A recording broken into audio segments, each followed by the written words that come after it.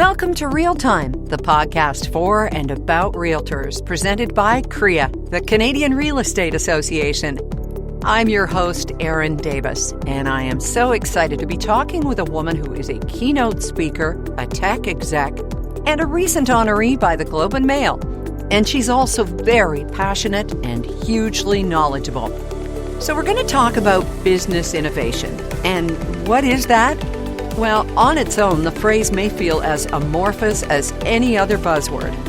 With today's guest on Real Time, we're going to delve into its meaning and the opportunities that business innovations hold for realtors. On episode 33 of Real Time, we are joined by researcher and author Dr. Chitra Anand to unpack that and to explore an important new movement in the workplace, intrapreneurship. You heard that word correctly, not entre, but intrapreneurship. Learn how you can foster an innovative spirit to challenge conventional thinking and spur new ideas. Dr. Anand breaks it all down, including how to focus your efforts if you're a smaller business with limited resources, and why within chaos lies innovation. So let's go. Here's Real Time with Dr. Chitra Anand. Dr. Anand, thank you so much for joining us for Real Time. And you know this, but I don't know if our listeners do. The Globe and Mail has named you one of 2022's top change makers. Congratulations. Thank you very much. It's all about reinventing how Canada does business. So we thought it would be a perfect time to talk with you about just this. And can you tell us first, though, a bit about yourself and the concepts and practices that you explore that helped you to make this illustrious list? Thank you, and wonderful to be here with you all.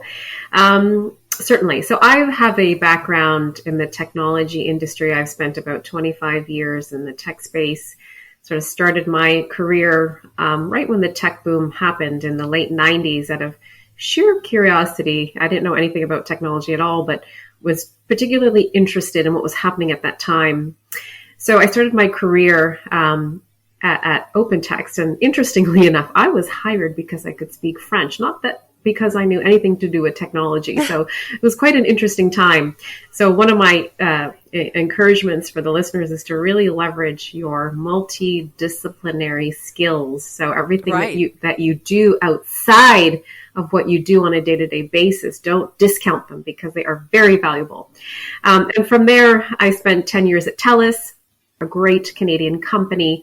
Had about 3 or 4 careers there, particularly in the marketing and sales capacity, and sort of saw them transform. So if you know TELUS, Erin, it was a telco, and then it emerged into an integrated communications provider. And then from there, wanted to reinvent myself and went to Microsoft as their chief brand and marketing officer, and had a wonderful opportunity there to help drive their transformation. So quite fascinated by the tech space, but I also have a deep love and passion for academia, and that's sort of how I've been raised. My parents are academics and it's in my blood. When I was there, Erin, I had really interesting observations in terms of how work is done. Why do we do the things that we do? And why don't we try to change how, just because we used to do something and do something a certain way, and we're talking about historical companies, we can't accept that in terms of the way things should be done. And my research and my doctoral research and my PhD is on intrapreneurship, and it's really around challenging the way business is constructed, be it from a process perspective, be it from a product innovation, but it's really challenging the status quo. And I wrote a dissertation on intrapreneurship, how to scale innovation from within organizations. And that really is challenging. If the world has changed, why do companies continue to operate the way that they do? And I wrote a book about it called The Greenhouse Approach. And really the ethos of that book, Erin, is, how do we create environments that emulate a greenhouse with the right ingredients, the right leadership, the right thinking?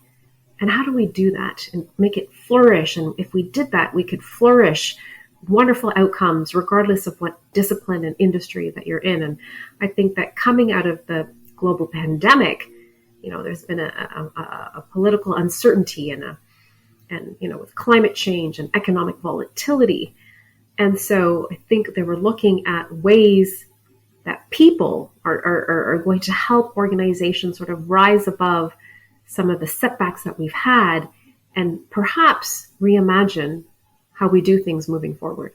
I love the way that you talk with such passion, and you do a lot of speaking and writing and teaching and consulting. But I have to tell you, as I was making notes in preparation for today's chat, my computer kept trying to correct me when I wrote intrapreneurship. So it's not a word that's really part of the lexicon. So you're going to have to take it down for me and my spell check and just explain what you see as intrapreneurship and how it relates to the people that we're talking to here today, mostly realtors. Mm-hmm. So intrapreneurship is not a net new term. And so I would proudly say that I'm one of the most current academic thinkers on it. And that's why I chose the topic. And I was quite fascinated because I've been an entrepreneur my entire career and I didn't realize it. And I'm positive that people listening to this could associate and make some connections that they might be entrepreneurial as well. Entrepreneurship, by definition, is somebody who takes an entrepreneurial approach from within an organization, somebody who challenges conventional thinking to drive innovation and create new ways of approaching business. And I have probably 20 top traits of what entrepreneurs are. So happy to dive into that with you if you're interested in that as well, Erin. Are those in the book as well? They are. The Greenhouse Approach. And who publishes that and where do we find it? Yes. So that book was published by Dundurn Press. It's available on Amazon, online at Chapters, Indigo. So that's very accessible online. Excellent. Excellent. Okay. Well, what are you trying to help businesses to do differently then? That's kind of what you're talking about with intrapreneurship. Tell us about that. Absolutely. So intrapreneurship is really about rethinking how we innovate and approach the work that we do from inside organizations. Intrapreneurship is much about the people. And so I talk a lot about how people are our most important asset. They are our competitive differentiator as we know it in the marketplace right now. Every organization in several different industries are sort of, dealing with this war on talent. How do we attract talent? How do we maintain talent? How do we support talent? And these people, and I would say a lot of them are entrepreneurial. So these are sort of the people that challenge the status quo. These are the people that are okay with taking risks. These are the ones that push boundaries and don't stop from when you do get a hard stop within organizations. They're deeply motivated by a deeper purpose and passion to produce good work and to solve problems. These people are trendsetters. These are bold decision makers. They're researchers. They're writers. They take a world view perspective on what's happening in the world and bring that back into the organization. And so it's really about harnessing the power of these kinds of people to drive the right outcomes for your business. When we return, are you ready for disruption? In all the best ways, of course. Around 250,000. That's how many listings you and potential clients find simply by clicking on Realtor.ca. And there's so much more than properties. They'll find design trends for the future, how to narrow down needs and wants for the place of their dreams, all at your clients' and your fingertips. Realtor.ca. No wonder it's the most popular and trusted real estate website in Canada. Now, back to Dr. Chitra Anand, researcher, author, and guest on Real Time, who says the time to shake things up is now. The realtor industry I think it's ripe for disruption. I think there's an opportunity for tremendous change. I believe that one of the mantras that I have is within chaos lies innovation. I think that, we've got so many problems to solve from a realtor perspective, from affordable housing to a housing shortage. Realtors have an opportunity to reimagine how they do what they do and why they do what they do. I mean, if you think about, the business transaction. You want to go beyond the fact of this business transaction of you're going to come here and facilitate the sale of my home, or you're going to help me find my new home. It's one of the most important decisions a family or an individual can make. And these people are at the heart of it. But I truly believe that realtors have an opportunity to diversify and to challenge how this is actually facilitated in our marketplace. So this is the business innovation then, the term that can feel lofty at times, but that you're actually kind of, in theory here, putting into practice. Can you kind of explain that to us and why you've said that you have a love-hate relationship with innovation? I do have a love-hate relationship with the word innovation, because innovation is a term that's, overused quite a bit, as we know, and it's misunderstood at times. And it's not about just new products to market. So people often shy away from the term to say, well, it doesn't apply to me because it's about creating new products, or it's about a new technology. And I would beg to differ. And it's really about creating value. And it shows up all sorts of ways, be it through marketing or sales, but it's really the value that you produce in terms of a new process, a particular service, how you connect with your customers, how you perhaps create and maintain talent.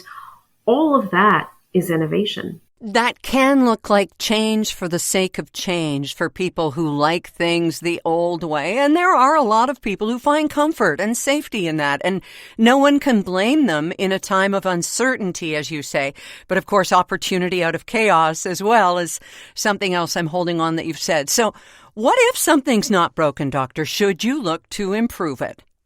Absolutely. I mean, look at what's come out of the pandemic. I would say that the pandemic just accelerated sort of what was upon us, and organizations and industries were forced to adapt their businesses in order to survive.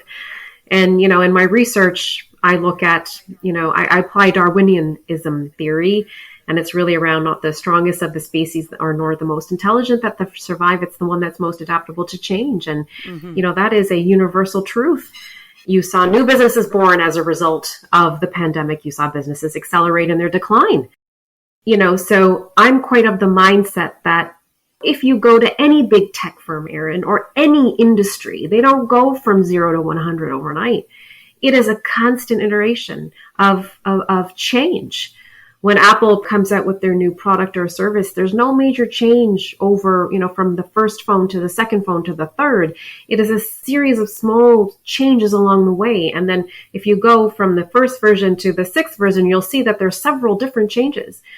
And so I would encourage realtors to really think about their business in terms of this constant change and disruption, because, the one thing that we can certainly learn from the environment that we're in is that, no industry is immune to disruption. There will be a startup, or there will be a macro change, be it an outside force, be it social, political, economic, that will impact that industry.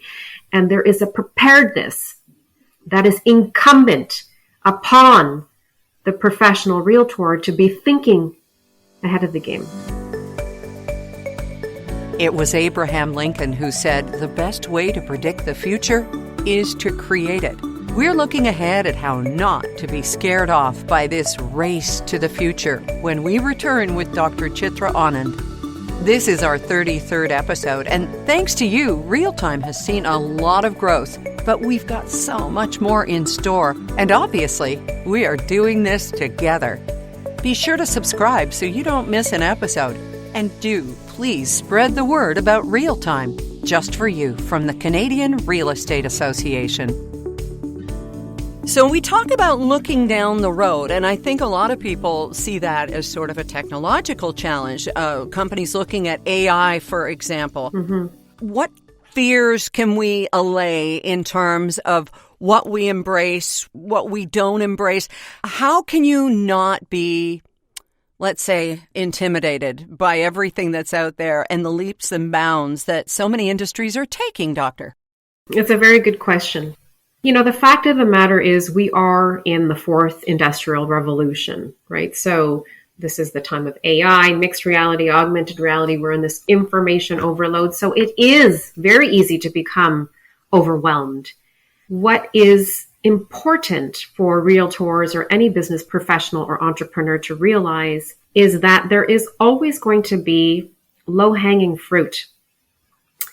And the opportunity that business people and realtors have is to be able to take a moment and think about what is the most natural fit that they can either provide or look at from an overall marketing perspective, whether it's engagement with their clients, and how will they actually institutionalize that within their business practice. So for example, let's say, nobody should be afraid of AI. AI is simply going to replace a bunch of jobs currently that is a high degree of automation. But what it's going to do, it's also going to create opportunity for us as human beings to be more creative, to be more intuitive, and to be able to identify ways that we can better serve our customers. So realtors really have an opportunity to elevate, to reimagine what kind of service can they provide for their client base. You see all kinds of new platforms that are coming into play in terms of mixed reality, augmented reality, in terms of how they market their homes. Mm-hmm. It's going to be a platform.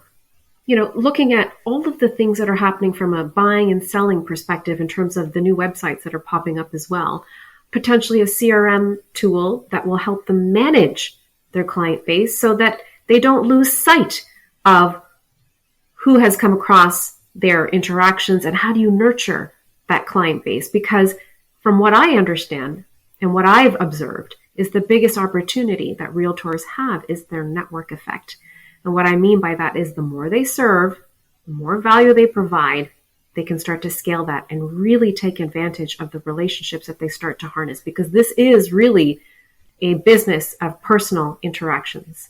Oh, yes. And we're going to be getting into that. It's almost in this way, talking about moving into the future, you have used the term hyper-personalization, really anticipating what clients are going to want.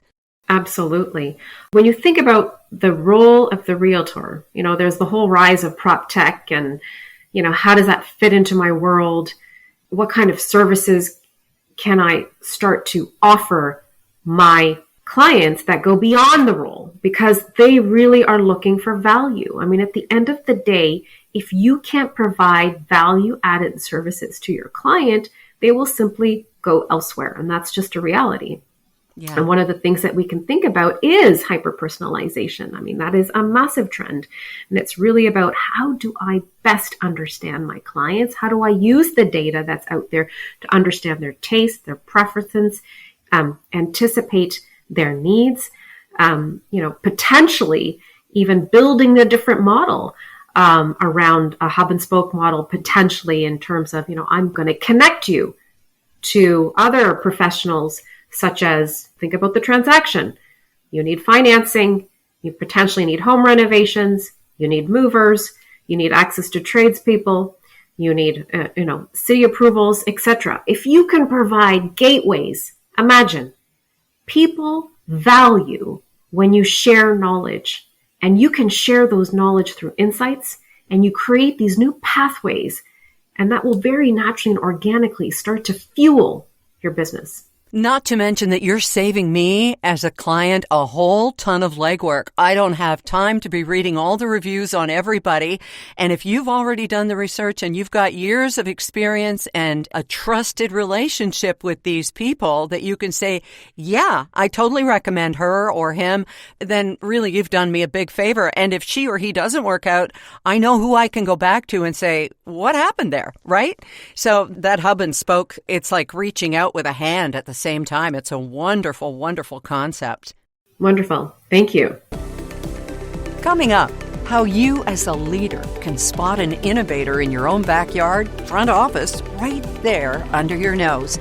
Have you visited Crea Cafe lately? It's a virtual spot that's also your reliable source for all things real estate. From the latest news and statistics to legal matters and advocacy updates, stay connected to the wonderful world of Canadian real estate at CreaCafe.ca. Now, back to Dr. Chitra Anand, honored by the Globe and Mail as one of 2022's top changemakers. She's with us here on Real Time, presented to you by the Canadian Real Estate Association. Let's take on the role of leader here, Doctor. How can you identify your innovators internally, and what attributes should we as leaders be looking for? Absolutely. I think leaders will either make or break this. They have all of the opportunity to really identify who these people are. And it's incumbent upon them to be able to see some of these entrepreneurs inside their organization. I've got a list of many different attributes, but I'll just give you a handful to start. So, Sure. Entrepreneurs can attract and recognize similar kinds of people. And what I mean by that is they are driven by a different motivation. And that is really to have their work have a great purpose. And they're able to find people and other people who want to make a difference, who want to have impact, who want to take their skills and capabilities and really apply it in a meaningful way. At the end of the day, the reason why we talked about the Great Resignation is that if you look at some of the studies on it, it's that people just didn't feel connected. They didn't feel like their work had a true impact. And I think about the role of a realtor. They're having huge impact. This is not just a transaction business, but they're having huge impacts on people's lives, on their livelihoods, on their work life, on how they build families, on the routes that they create, etc. So think about the actual implications of the work that they can do.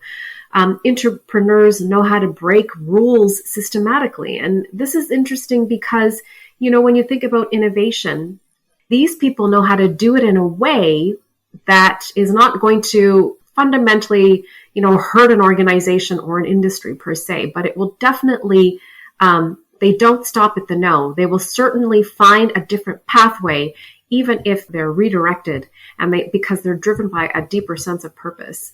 My last one I would just say is, entrepreneurs certainly can spot trends, and these people kind of see the future. And I talk a lot about my idea of foresight as creating foresight rather than hindsight. And these people are readers, they're researchers, they're travelers, they're thinkers. They're like these walking ethnographers. I always encourage people to go sit in a coffee shop and look and see around you what's actually happening. People are building businesses. People are, it's a really interesting exercise. And these people take these insights and they bring them back into their work or their organization. In my work, I often talk about this outside in perspective. And what that is essentially is like, everything that we do in life, Aaron, be it work or personal, is dictated by, culture, politics, economics, etc. So being able to take those insights and bring them back into an organization is absolutely critical. All right, then. So how do you go about building a culture that keeps, attracts, and maybe even creates these types of employees? Can you do that? You sure can. I mean, you absolutely can. And, one of the things that I talk about is the role of leadership, but also unlearning some learned behaviors. Unlearning some learned behaviors. And we are, all of us, a product of our constructs in terms of the learnings that we've had, and then we take them into our personal and business lives. It translates into how we do business. So, how we make decisions, for example. Okay. A lot of the decisions that we make are based on assumptions. And assumptions, Aaron, are preconceived ideas and notions. Now, those notions may or may not be correct. However, as human beings, we believe that we're being much more efficient because we're basing it on a set of data, but that data may not be correct. So, for example, you'll hear things like, we've tried that before, it's going to be too expensive, we're going to need a ton of resources. But what I would encourage is for people to actually challenge what we currently know. So if we're in the realtor industry, for example, we've always done things a certain way. This is just not going to work. It's going to be stopped by because of our governing policies or because of regulations or because of the way the city is run or et cetera, et cetera, et cetera. Mm-hmm. But if you actually start from ground zero and challenge every single assumption that you have and go back to the raw data and facts, you start from the bottom up. So you start to build new knowledge. So, for example, and I know he's not the most popular right now, but like Elon Musk. I knew you were going to say him. Jeez. He's not the most popular. However, undoubtedly, he's probably one of the most controversial thinkers of our time. For example, when he wanted to make electric cars, people thought he was crazy because the entirety of it would be too expensive. But what he did is he broke it down by the different sections of the actual raw material that went into making the car, and he found a less expensive battery. Now look at them now. We're making mass electric cars. Mm-hmm. So my point is, if we make those assumptions, you need to break down every single component of it and challenge each one. And when you start to do that, then you build new knowledge, and then you can start to create new ways of thinking. And that's really, truly a component of entrepreneurial behavior. Can you make realistic changes as a small business, without being the Elon Musks of the world, for better or worse, or at least adopt an entrepreneurial mindset, Doctor? 100%, Erin. I mean, it's interesting because when I started my research and because of where I grew up in these large, complex organizations, the thesis really was around large, complex organizations. However, if you're a small business, you have a natural advantage because you're not large and complex. You have control and elements of control, and you've got, ways that you can challenge. You can do these micro experiments, so you have the advantage of size, and there is less complexity. So you actually are able to do that at a smaller scale, however, at a much more impactful scale, because you can start to have those conversations or those challenging notions with yourself, with your team, with your brokerage, etc., and start to institutionalize that from within.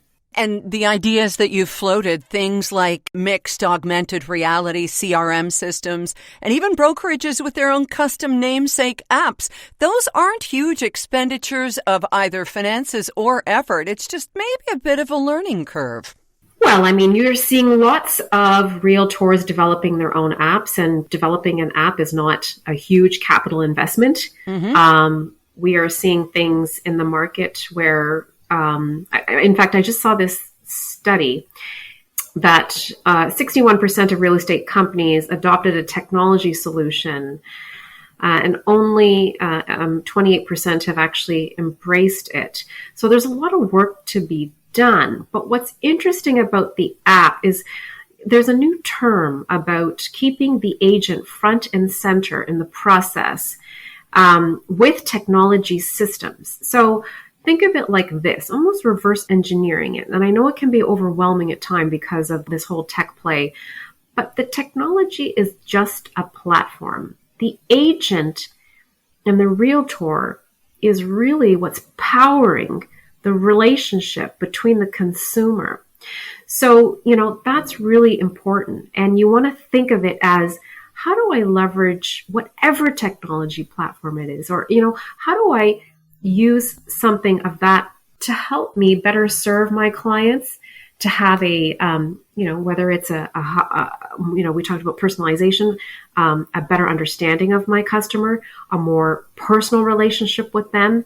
How do I best anticipate their needs? How do I make the buy-sell process a little less intimidating and maybe more efficient? Mm-hmm. So those are the types of things that the technology does. And we're starting to see the industry starting to take advantage of things of such nature. When we return with Dr. Anand, moving from looking at futuristic ideas and AI to the most important and basic tool in your many-layered arsenal. You're also going to hear me mention Realtors Care, and it's a national guiding principle celebrating the great charitable work done by the Canadian realtor community.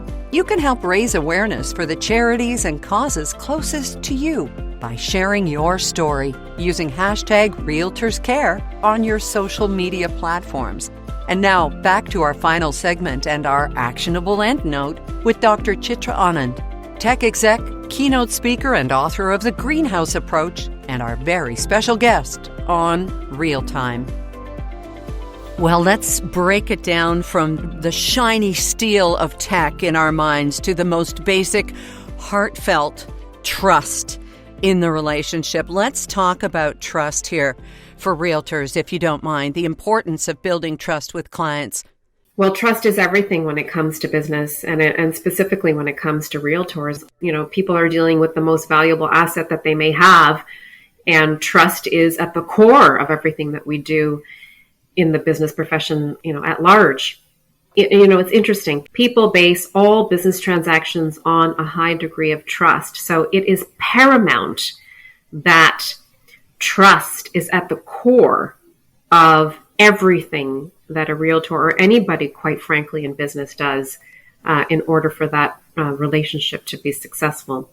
Right. And we're not buying a pizza here. We are buying a home. And this is exponentially more emotional, more financially involved. There's just so much resting on this decision and this trust because we're coming to the realtor, right? The marketplace is coming to you and trusting you.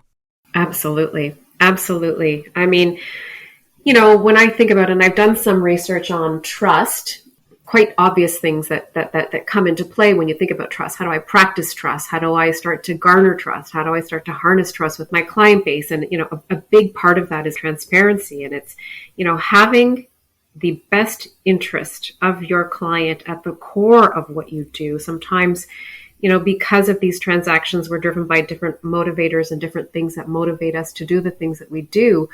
But, when you translate that into transparency and integrity, you start to really, really think about the role of trust and how do you start to cultivate that.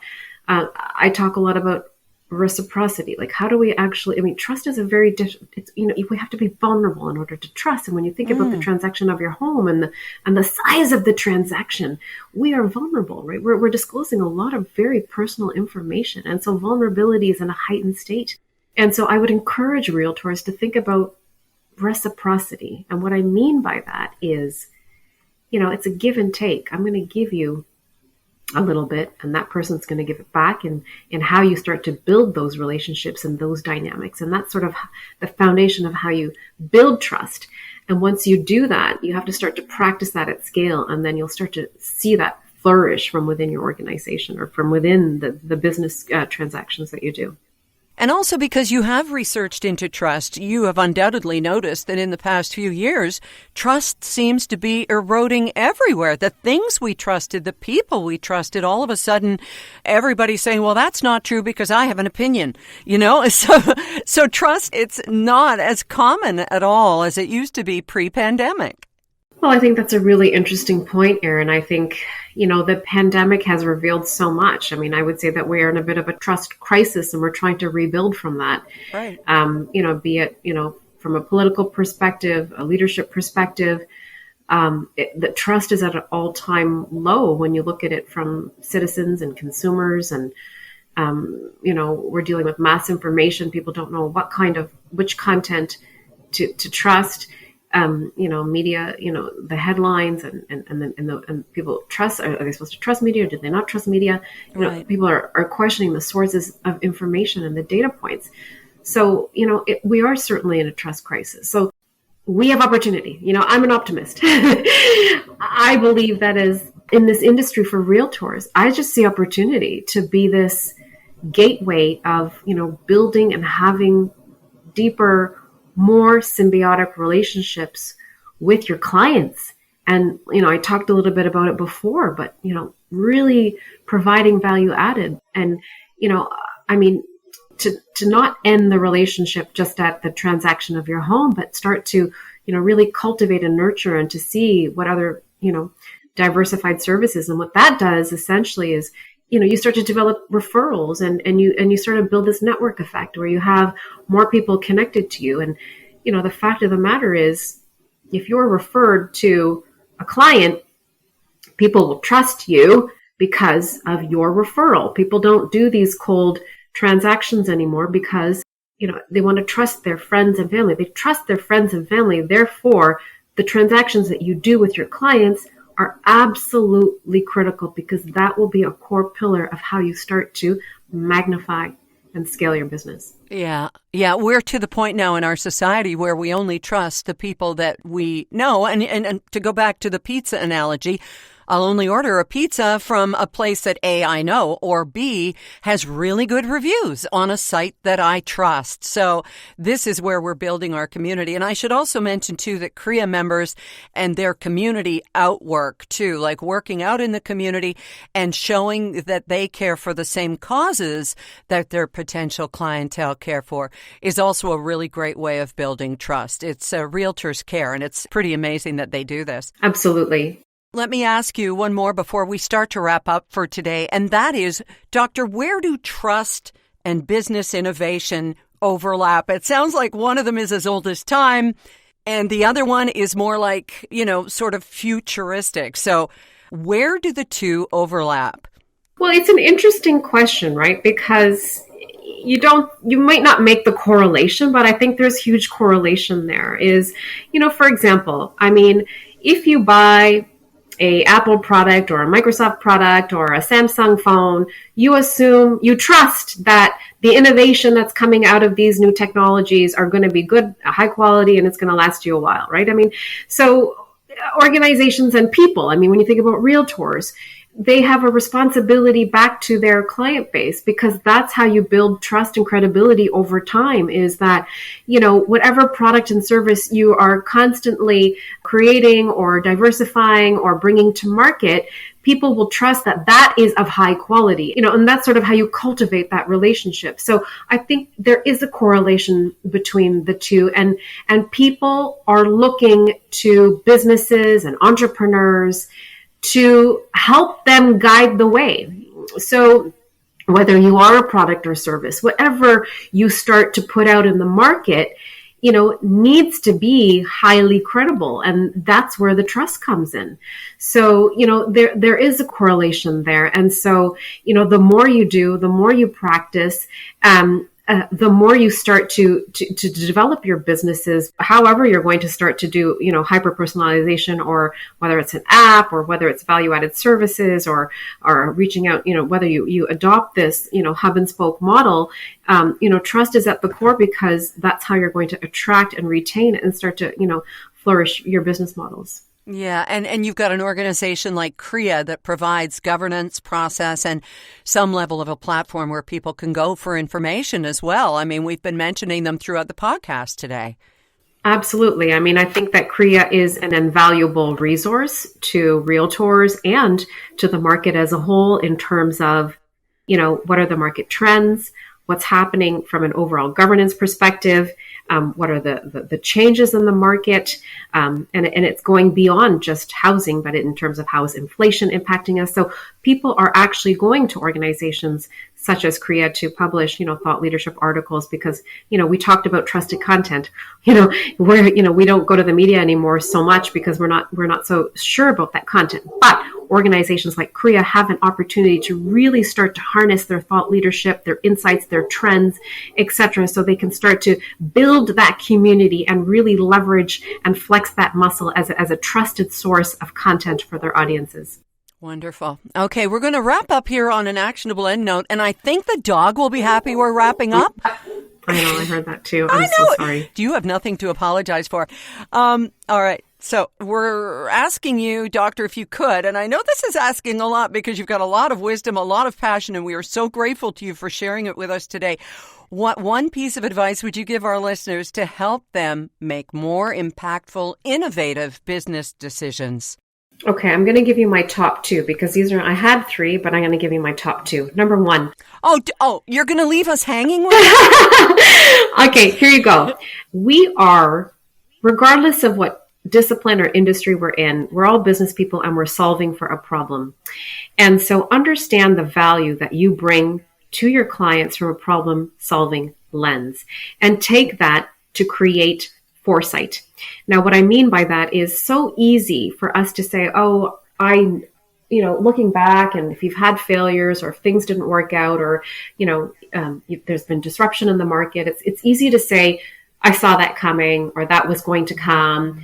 The writing wasn't on the wall. We didn't see that. But it's harder to create foresight around that. It's so much easier to go back and do a postmortem of things that have happened. But our job as business people is to stay relevant, to stay ahead of the game. We saw it in COVID.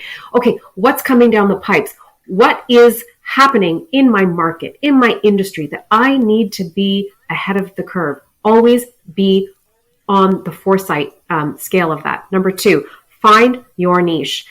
Real estate market is, let's face it, it's a saturated market. It is a saturated market. The job, an opportunity that you have is to differentiate yourself. Do not boil the ocean. You cannot be everything to everyone.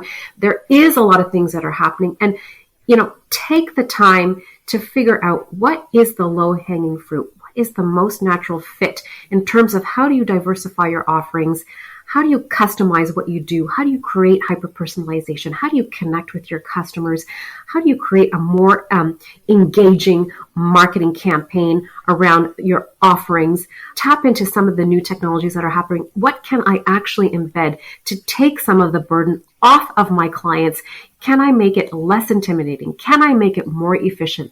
How can I do that to ease the burden of my client, to make it a much more engaging experience where you have a human connection at the core? Beautiful. And I do happen to know that your third prong here, because we cannot leave our listeners wondering what that third thing was about elevating your role to be more than a transaction. Is that right? I mean, in my research, I was, wouldn't it be so interesting to reimagine the realtor, with the rise of prop tech and how do I embed that in my offering? How do I take my role and make it so much more? So what if this realtor became, this point of knowledge or insights that goes beyond just the sale of my home, but really helps me navigate some of the things that I need to down the road. And then that will certainly help cultivate other opportunities as well. But really think out of the box in terms of, what is this role and how do I evolve it to make it much more meaningful and a value add offering back to my client? Wonderful. Well, it comes as no surprise to anyone who has listened to this episode with you today, Dr. Anand, why the Globe and Mail named you one of 2022's top change makers, and we wish you all the best moving ahead. Thank you. And looking ahead, which is what you do so well.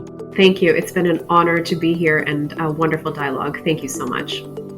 And thank you for tuning in to this latest episode of Real Time, the podcast brought to you by the Canadian Real Estate Association. Be sure to visit CREA.ca to access valuable resources and discover more fantastic real estate-related content. Thank you again to Dr. Chitra Anand. And as always, if you liked what you've heard, hit that subscribe button, won't you? Real Time is a production of Alphabet Creative with Rob Whitehead and Real Family Productions on the tech side. I'm Erin Davis, and we'll talk to you next time on Real Time.